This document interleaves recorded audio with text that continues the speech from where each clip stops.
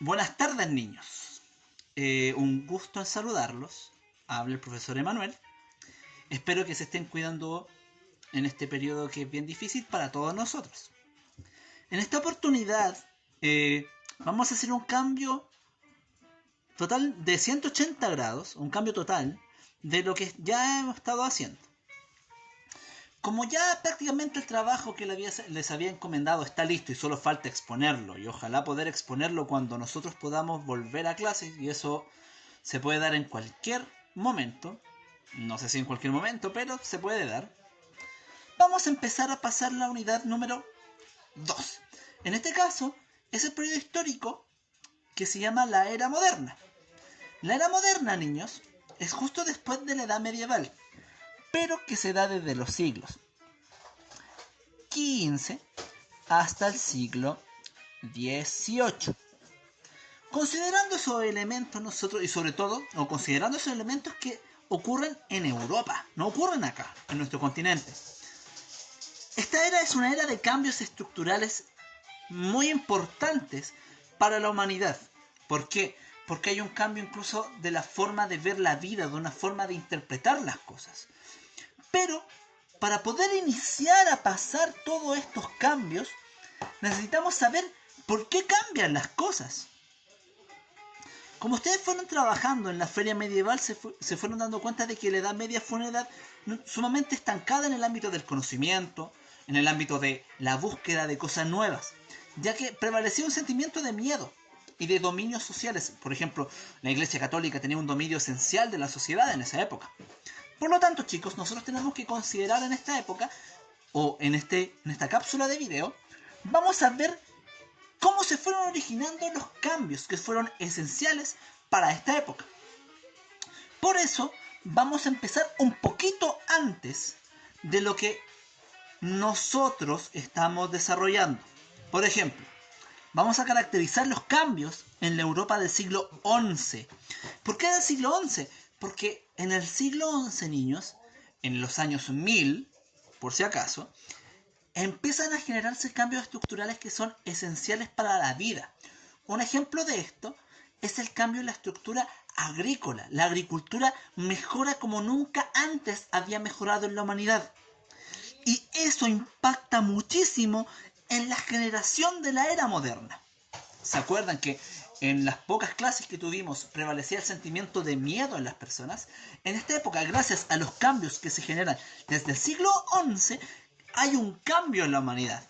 Por lo tanto, tenemos que ver esos cambios que se generan en el siglo XI, en plena Edad Media.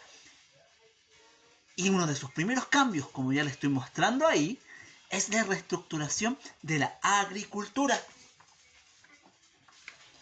La agricultura, niños, o en este caso, uno de los cambios esenciales del siglo XI, es que la agricultura cambia. Pero cambia de una forma total, cambia en 180 grados la agricultura en esta época. ¿Por qué? Porque la agricultura sufre una mejora en la tecnología. Esto se debe esencialmente debido a que Europa entra en contacto con dos civilizaciones que van a entrar en la feria medieval, que son la vikinga y la sociedad árabe. Estas dos culturas tenían un mayor desarrollo en estas técnicas, en las técnicas agrícolas, en el cual Europa, al entrar en contacto con estas civilizaciones, las adopta para sí mismo. En consecuencia, genera una mejora de su calidad de vida, aumenta la producción de alimentación. Eso pasa con la reestructuración de la agricultura. Pero estas mejoras en tecnología se traducen en elementos concretos. Un ejemplo de esto es el arado normando. El arado normando es un arado de origen vikingo, que es... ¿Ustedes saben lo que es un arado? El arado sirve para dar vuelta a la tierra y hacer que los nutrientes de la tierra vayan fluyendo de mejor forma, y así los productos que nosotros sembramos que aprovechen mejor la tierra y sus nutrientes. En consecuencia, niños, nosotros tenemos que ver lo siguiente. El arado común y corriente antes se ocupaba solamente una púa, una anterior al arado normando se ocupaba solamente una punta.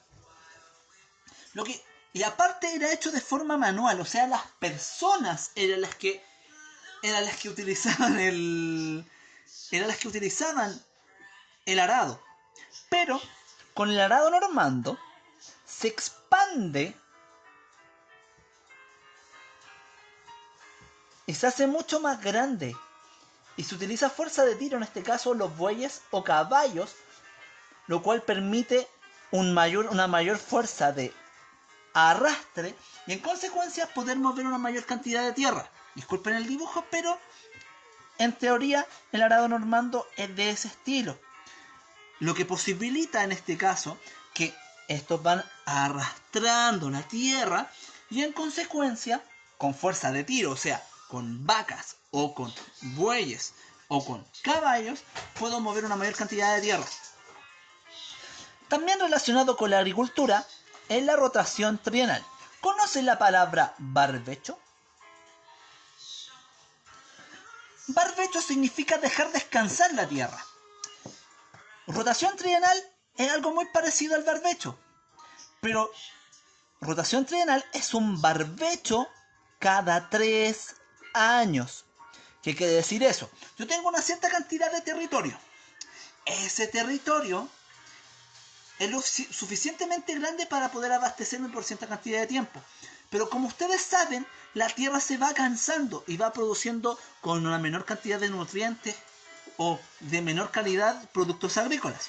En consecuencia, niños, se empezó a dejar descansar la tierra por 3 años. Por lo tanto, si yo dejo descansar la tierra por 3 años, eso me va a generar a mí que yo pueda tener una mayor cantidad de comida. También empezaron a ocupar la utilización de abono, en este caso de guano. ¿Qué es el guano? El guano, en palabras simples, es la caca. La caca de los animales, de vaca, de pájaros, que se utiliza para que la tierra tenga una mayor cantidad de materia biológica y de esa forma esté de mejor forma nutrida. Y otro elemento importante es la mejora en las técnicas de tiro. En esta época se crea la collera y se crea las riendas. O sea, en el siglo XI se crea la forma en que nosotros vemos cómo tiran los caballos. Por lo tanto, si yo combino la rienda y mejoro si yo también combino la rienda, la collera y el arado normando, va a mejorar muchísimo la producción de comida. Pero acá una pregunta importante que se asocia con el segundo punto de nuestra cápsula. ¿Qué se genera cuando yo tengo mayor cantidad de alimentos? Lo que se genera es que aumenta la población.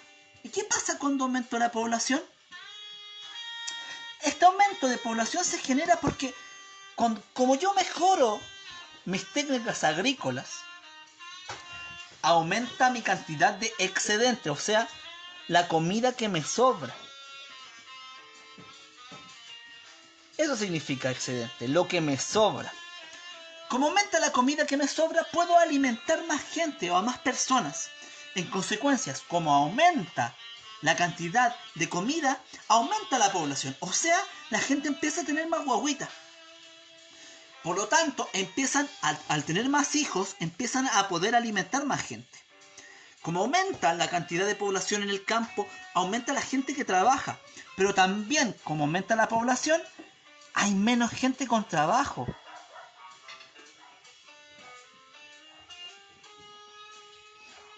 Hay menos gente con trabajo. Por lo tanto, como hay menos gente con trabajo, se empieza a ir gente del campo. ¿Y qué lugar tienen para poder ir? Las ciudades. ¿Pero qué había pasado con las ciudades de la Edad Media? Las ciudades de la Edad Media, como vimos antes de entrar en cuarentena, las ciudades empezaron a despoblarse. ¿Por qué? Porque la gente sentía miedo a las invasiones. Por lo tanto, había muy poca gente viviendo en las ciudades. Pero al aumentar la población y aumentar el desempleo, la gente que sobra en el campo empieza a buscar oportunidades en las ciudades e intentar buscar formas de ganarse la vida. Por lo tanto, se reactiva la vida en las ciudades y en consecuencia aumenta el comercio, generando un lazo entre la ciudad y el campo. Ese lazo se genera esencialmente porque la gente del campo vende los productos en la ciudad. Por lo tanto, la gente que vende sus productos en la ciudad puede poder sobrevivir y en consecuencia va obteniendo mercancías. Y esas mercancías las va a poder vender en otros lugares, generando un cambio y un cambio de estructura económica. ¿Por qué? Porque en esta relación empieza a tomar relevancia nuevamente el dinero. A raíz de todo esto, yo le voy a dar la siguiente actividad. Bueno, más que yo, mi perrita Sophie. Vamos a ver los siguientes, o vamos a hacer la siguiente actividad que va a ser para el lunes de la próxima semana. Ustedes tienen que, o pueden entregarla en el momento que ustedes hagan o vean esta cápsula. ¿Por qué? Porque es bien fácil. Ustedes pueden ver el video y hacer la actividad enseguida para que tengan el conocimiento fresquito.